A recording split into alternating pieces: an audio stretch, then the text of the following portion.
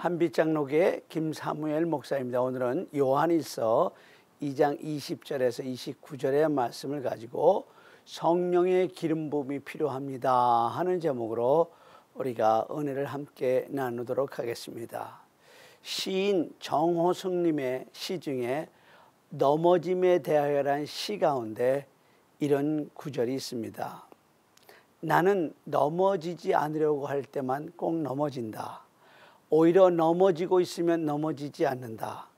그러나 아직도 넘어질 일과 일어설 시간이 남아있다는 것은 큰 축복이다. 일으켜 세우기 위해 나를 넘어뜨리고 넘어뜨리기 위해 다시 일으켜 세운다 할지라도. 그래요. 우리가 살아가면서 경험하는 것은 우리는 자주 넘어진다는 사실입니다. 지난 토요일과 주일에 외부 강사님을 모시고 스타반 선교회 수련회를 하면서 교회 기도팀들이 함께 참석해서 많은 도전을 받았습니다. 그리고 주일 예배를 마친 후 몇 분이 강사 목사님을 모시고 잠시 Q&A 세션, 질문과 응답의 시간을 가졌습니다. 그때 저는 기도팀의 갈급함을 처음 들었습니다. 대체로 이런 것들이었습니다. 지난 3년 동안 매일 수요일 성전 바닥에 엎드려 기도했는데 왜 눈에 보이는 결실이 없는가? 교회 부흥을 위해서 기도했는데 여전히 교회는 연약 가운데 있고 무언가 화끈한 체험하기를 원하지만 여전히 믿음은 연약 가운데 있고, 그렇죠? 그런데 그걸 아세요? 여러분이야말로 일어선 사람들이라는 사실을, 그래서 아프다는 사실을, 정호승님의 시처럼 아직도 넘어질 일과 일어설 시간이 남아있다는 것은 우리에게는 대단한 축복입니다. 비록 일으켜 세우기 위해서 나를 넘어뜨리고 넘어뜨리기 위해서 다시 일으켜 세운다 할지라도 그것은 축복입니다. 넘어져 있으면 넘어지지 않습니다. 로즈힐에 누워있는 사람들, 그들에게는 아픔도 도전도 스트레스도 넘어짐도 없습니다. 그러나 우리가 살아있기 때문에 아픔도 있고 삶의 도전도 있고 넘어짐도 있는 것입니다. 누가 그런 말을 했죠. 아프니까 청춘이라고. 그런데 아플 수도 없는 나이가 있는데 그 나이가 바로 부록의 나이 40을 가리킵니다. 어떤 분이 한국에서 40대로 사는 것은 사망진단서를 받고 사는 시한부 인생과 같다고 하는 말을 했습니다. 한국은 40대 자살률이 OECD 국가 중 가장 높다고 합니다. 그렇게 간절히 원하는 제 시간에 출근해서 제 시간에 퇴근을 한 번도 못 해보고 일만 하다가 억하고 죽는다는 것입니다. 그래서 나온 책이 이일수님의 아플 수도 없는 마흔이다입니다. 우리가 사는 이 미국 한인사회에서도 40대 연령층이 가장 많이 과로로 숨진다고 합니다. 그것도 공인회계사 CPA가 제일 많다고 합니다. 그러면은 50대, 60대는 어떨까요? 이 세대는 너무 아파서 소리내어 울지도 못하는 세대라고 합니다.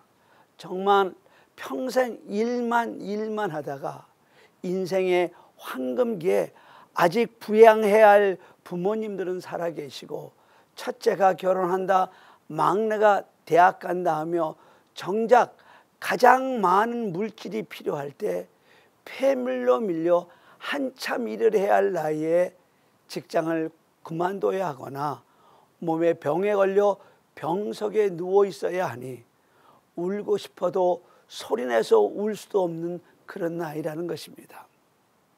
만약에 모든 인생이 아프다면, 만약에 나이와 상관없이 누구나 쓰러지고 넘어진다면 우리는 넘어질 때 잘 넘어지는 법, 유도의 낙법 같은 것을 배워서 넘어져도 일어나는 법을 배워야 하지 않겠습니까? 어차피 넘어지는 것이 인생이라면 잘 일어나는 법을 배워야 하지 않겠습니까? 신앙의 세계에서도 마찬가지입니다. 믿음이 좋은 사람도 넘어질 때가 얼마나 많은지 모릅니다. 우리는 요즘 새벽마다 이사야서의 말씀을 통해서 은혜를 받고 있는데, 오늘 새벽에는 이사야 39장의 말씀을 묵상했습니다. 그런데 이사야 39장은 믿음의 영웅 히스기야 왕의 이야기를 마치는 장면인데, 히스기야의 모습이 얼마나 초라한지 모릅니다. 36장부터는 히스기야의 왕의 그 위대한 믿음에 대해서 기록하고 있습니다. 아수르 사내립이 엄청난 대군을 이끌고 그야말로 질풍노도처럼 유다의 모든 경고화성을 무너뜨리고 예루살렘을 포위하여 유다 방언을 자활하는 랍사게라는 장수를 시켜 히스기야 왕을 급박하며 급기야 만군의 여호와 하나님까지 업수히 여기고 회방합니다.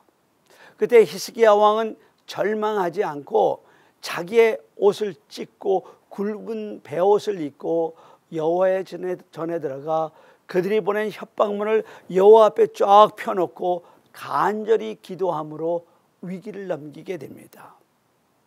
아수르는 그 일로 인해 18만 5천 명의 군대가 하나님의 군대에 의해 진멸당하고, 사내립은 겨우 니느웨로 도망갔지만 그의 아들들의 칼에 죽고 맙니다. 또 이런 일이 있었습니다. 이제 막 아수르의 위기에서 벗어났는가 하는데 히스기야 왕이 병들어 죽게 된 것입니다. 하루는 히스기야 왕에게 이사야 선지자가 나오더니 여호와께서 말씀하시는데, 너는 내 집에 유언하라, 내가 죽고 살지 못하리라고 하셨나이다 하는 말을 전하고는 도망치듯이 나갑니다. 그때 히스기야는 이사야를 붙잡고 사정하지도 않고, 어이를 불러라 내 병을 고쳐내라 하지도 않고, 얼굴을 벽으로 향하고 여호와께 통곡하고 기도합니다. 바로 그 벽 너머에는 하나님의 성전이 있었기 때문입니다. 그때 하나님께서 그의 생명을 15년을 연장시켜 주십니다. 이처럼 히스기야는 믿음의 용사였습니다. 히스기야는 체험신앙이 있는 사람이었습니다. 그런데 이사야 39장에 등장하는 히스기야는 완전히 다른 사람입니다. 우리가 36장부터 묵상하였던 믿음의 영웅은 간 곳이었고, 교만하며 초라하기 그지없는 졸장부의 모습입니다. 여러분, 사람이 변해도 어쩌면 이렇게 변할 수가 있겠습니까? 그래서 이런 생각을 해보았습니다. 만약에 오늘 본문과 39장부터 등장한 이사야 이야기를 바꿀 수만 있다면, 만약에 오히려 젊은 이사야가 교만하고 초라하기 그지없는 졸장부였고 인생의 위기를 기도로 믿음으로 넘긴 믿음의 영웅의 히스기야의 모습이 인생 후반기의 모습으로 바뀌었다면, 히스기야는 다윗 버금가는 믿음의 영웅으로 남아있지 않았을까요? 참으로 안타까운 일입니다.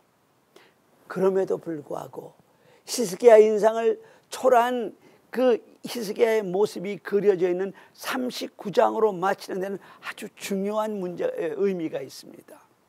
인생이 잘 나가고 형통할 때 그때야말로 기도해야 할 때이고 교만을 경계할 때라는 것입니다. 또 모든 사람이 넘어질 수 있다는 그런 모습을 우리에게 보여주고 있는 것입니다. 여러분, 아브라함도 넘어졌습니다. 다윗도 넘어졌었고 솔로몬도 넘어졌습니다. 그래서 우리는 넘어질 때 잘 넘어지는 법과 넘어져도 일어나는 법을 배워야 하는 것입니다. 어떻게 할까요? 뭔가 근본적인 대책은 없을까요? 여러분, 있습니다. 그것이 바로 성령의 기름 부음을 받는 것입니다. 20절을 제가 읽겠습니다. 너희는 거룩하신 자에게서 기름 부음을 받고 모든 것을 아느니라. 물론 여기에서 기름 부음이란 성령의 기름 부음을 말하는 것입니다. 이번에는 27절을 읽겠습니다. 너희는 주께 받은 바 기름 부음이 너희 안에 거하나니 아무도 너희를 가르칠 필요가 없고 오직 그의 기름 부음이 모든 것을 너에게 가르치며 또 참되고 거짓이 없으니 너희를 가르치신 그대로 주 안에 거하라. 그러면 우리가 성령의 기름 부음을 어떻게 이해할 수 있을까? 여기에 자동차가 있습니다. 이 자동차를 움직이기 위해서는 크게 두 가지가 필요합니다. 열쇠와 기름이겠죠. 물론 요즘에는 문을 여는 키처럼 생긴 열쇠가 아니고 리모트로 문을 열고 닫을 수 있고 리모트를 가지고 있어야 엔진이 걸립니다. 이처럼 열쇠는 자동차를 열고 엔진을 거는 도구입니다. 그러나 우리가 아무리 좋은 자동차가 거리에 늘어져 있다고 하더라도 이 열쇠가 없으면 움직이지 않습니다. 여러분은 주님이 여러분에게 믿음의 열쇠를 주신 것을 여러분은 믿습니까? 마태복음 16장 19절입니다. 내가 천국 열쇠를 네게 주리니 내가 매면 매일 것이요 내가 풀면 풀리리라. 주님이 우리에게 주신 열쇠는 믿음의 열쇠입니다. 이 열쇠는 베드로가 주는 그리스도시요 살아계신 하나님의 아들이라고 고백할 때 주님이 주신 열쇠입니다. 이 믿음의 열쇠는 우리의 믿음이라는 자동차가 출발하게 하는 열쇠입니다. 그러나 열쇠가 있다고 차가 계속 가지는 않습니다. 그 안에 기름이 있어야 합니다. 기름은 자동차를 계속 움직이게 하는 힘입니다. 우리는 가끔 길에서 자동차에 기름이 없어 깜빡깜빡하는 신호등을 볼 때가 있습니다. 그럴 때마다 우리가 하는 일은 딱 하나 있지 않습니까? 주유소로 달려가서 기름을 넣는 것입니다. 이처럼 자동차가 움직이는 데는 열쇠와 기름 두 가지가 필요한 것입니다. 엔진을 스타트하기 위해서 키가 필요하고 계속적으로 달리기 위해서 기름이 필요합니다. 어떻습니까? 여러분에겐 이 두 가지가 다 있습니까? 우리들은 이미 믿음의 길을 출발했습니다. 하나님이 주신 믿음의 열쇠를 가지고 있기 때문입니다. 일단 출발했으면 그때부터 문제가 되는 것은 바로 기름입니다. 왜 우리가 작은 일에도 그렇게 쉽게 절망하게 될까요? 기름이 없기 때문입니다. 왜 그처럼 달콤하던 성경 읽기가 시들해질까요? 기름의 문제입니다. 왜 봉사가 기쁘지 않을까요? 기름의 문제입니다. 왜 인생이 쉽게 지치고 피곤할까요? 기름의 문제입니다. 왜 기도하다가 지칠까요? 그것도 기름의 문제입니다. 그런데 여러분 그걸 아세요? 바로 이 기름 되시는 성령님이 우리 안에 계시다는 사실을, 우리가 예수님을 그리스도라고 고백할 때 이미 성령님은 우리 안에 와 계십니다. 그래서 고린도전서 12장 3절에서 성령으로 아니하고는 누구든지 예수를 주시라 할 수 없다고 하신 것입니다. 그래서 오늘 본문 27절에서도 기름 부음이 너희 안에 거한다고 한 것입니다. 이것이 성경의 최고의 진리입니다. 하늘에 계신 초월적인 하나님이 성육신하셔서 예수님으로 우리 곁에 오셨다가 지금도 우리 안에 영으로 계시다는 것입니다. 그래서 우리의 인생과 신앙은 우리 안에 성령님이 계신 것을 믿느냐 안 믿느냐로 결정이 됩니다. 예수님과 성령님의 차이가 무엇일까요? 예수님은 사람들과 함께 계셨지만 육신을 가지셨기에 시간과 공간에 제한을 받으셨습니다. 예수님이 예루살렘에 사역하실 때는 나사렛에 계실 수 없었습니다.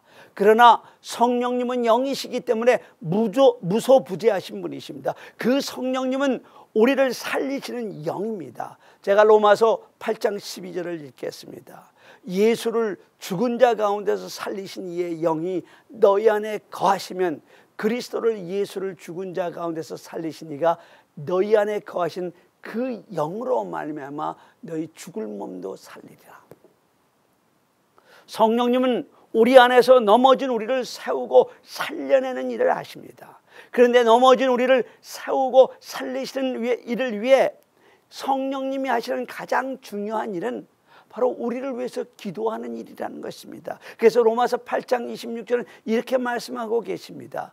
이와 같이 성령도 우리 연약함을 도우시라니 우리가 마땅히 기도할 바를 알지 못하나 오직 성령의 말할 수 없는 탄식으로 우리를 위하여 친히 간구하시니라.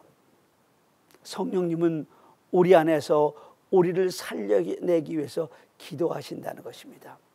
성령님은 우리의 문제를 아십니다. 우리는 마땅히 기도할 바를 모르지만 성령님은 우리의 문제를 아시고 우리의 아픔을 아십니다. 내가 나를 아는 것보다 성령님은 나를 더 많이 아십니다. 그러나 아는 것으로 끝나지 않습니다. 넘어진 우리를 일으켜 세우십니다. 살리십니다. 위에서 읽은 로마서 8장 26절에 성령도 우리 연약함을 도우시다니 하며 돕는다는 말이 있는데, 이 말은 헬라어로 순 안티람바노마이라는 말로 우리를 일으켜 세운다는 뜻입니다. 우리가 넘어져 울고 있을 때 성령님도 같이 울고 있는 것만 아니라 우리를 일으켜 세우신다는 것입니다. 월남전 때의 이야기입니다.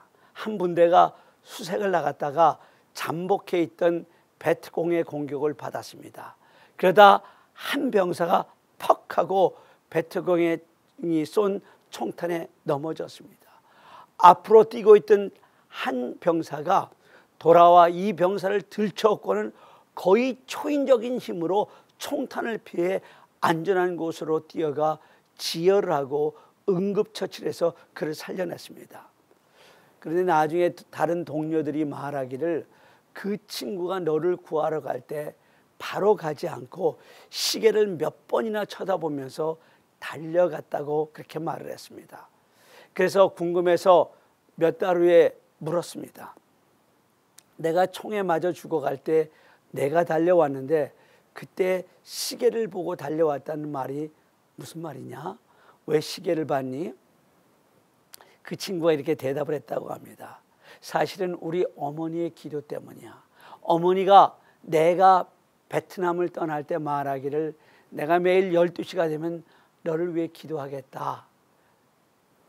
하나님이 네 생명을 지켜주도록 기도하겠다. 이렇게 약속하셨어. 그런데 네가 총에 맞고 쓰러져 죽어갈 때 내가 구하러 가야 하는데 워낙 총알이 빗발듯이 쏟아져서 자신이 없는 거야. 그때 문득 시계를 보니 정확하게 12시였어. 아, 지금은 우리 어머니가 나를 위해 기도하는구나 생각하니까 담대해져서 나도 모르게 달려갔지. 그래서 우리가 살았어. 그 전후의 능력의 비결은 어머니의 기도에 있었습니다. 누군가 널 위하여 누군가 기도하네. 내가 홀로 외로워서 마음이 무너질 때 누군가 널 위해 기도하네. 여러분, 이것이야말로 얼마나 큰 능력입니까? 여러분이 여러분의 자녀들을 위해서 기도하고 있다면 그것은 여러분의 자녀가 이 광야와 같은 인생을 살아가는데 가장 큰 힘이 되는 것입니다. 그런데 모든 능력에 뛰어나신 하나님, 지금도 성령님이 당신을 위해서 기도하고 계신다는 것을 여러분 아십니까? 그래서 당신은 일어나야 합니다. 성령님은 지금도 우리 안에서 넘어진 당신을 위해서 기도하십니다. 그뿐 아닙니다. 순 안티람바 노마이, 넘어진 우리를 일으켜 세우십니다. 그 성령의 기름 부음을 받아야 합니다. 먼저 우리의 영적 생활에 기름 부음을 받아야 합니다. 우리의 기도에 기름 부음이 필요합니다. 철로 역정에 보면 이런 이야기가 나옵니다. 주인공 크리스찬이 길을 가다가 뷰티풀 하우스라는 곳에 들어갔습니다. 한 해석자가 나와서 그를 안내합니다. 한 방에 들어갔더니 벽난로가 있는데 난로가 아주 활발하게 잘 타고 있었습니다. 그런데 갑자기 한 사람이 들어오더니 난로에 물을 붓기 시작합니다. 한 번만 붓는 것이 아니라 계속했다 가서 붓습니다. 그런데 물을 부어도 불이 꺼지지 않습니다. 그래서 크리스천이 이상하다. 물을 붓는데 왜 불이 꺼지지 않을까 하는데 해석자가 그를 데리고 옆방으로 갑니다. 옆방으로 가보니까 누군가가 난로로 들어가는 파이프에 기름을 붓고 있었습니다. 기름을 붓자 기름은 파이프를 통해서 옆방에 있는 난로로 뚝뚝 떨어집니다. 크리스천이 물었습니다. 이것이 무슨 의미입니까? 해석자가 이렇게 말합니다. 이것은 우리 신앙생활을 방해하는 세력이 있다는 것을 보여주는 말입니다. 그 세력은 사탄입니다.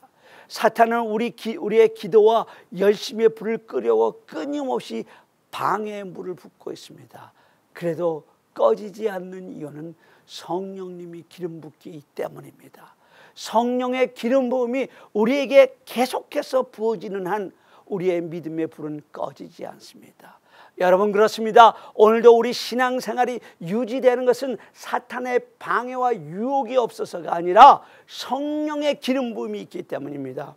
왜 우리의 기도가 진보하고 답답하고 힘이 듭니까? 성령의 기름 부음이 없어서 그렇습니다. 왜 우리의 예배가 드라이하고 힘이 없고 감동이 없습니까? 성령의 기름 부음이 없어서 그렇습니다. 성경의 믿음의 사람들이 승리할 수 있었던 것도 성령의 기름 부음 때문이었습니다.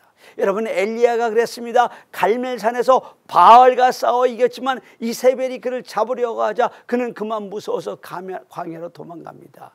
로뎀나무 아래 다리를 쭉 뻗고 하나님이 이제 조카오니 내 생명을 취하소서 탄식했습니다. 그는 지쳐서 더 이상 기도할 힘도 없고 하나님을 의지할 여력도 없었습니다. 그때 하나님이 천사를 보냈습니다. 떡과 물을 공급했습니다. 그리고 어루만져 주었습니다. 여러분, 성령 하나님은 우리가 탈진하여 더 이상 기도할 힘조차 이를 때도 우리 곁에 다가와 우리를 어루만지시며 일어나 먹으라고 말씀하시는 분임을 여러분 아십니까? 성령 하나님은 그렇게 우리에게 기름 부어 우리를 회복시키십니다. 우리를 일으켜 세우십니다. 다윗도 그랬어요. 하나님의 마음에 합한 사람이라는 극찬을 받은 믿음의 영웅이 유부녀 밧세바를 범하고 완전 범죄를 꾀하기 위해서 밧세바의 남편 우리아를 죽이는 살인죄까지 범하지 않았습니까?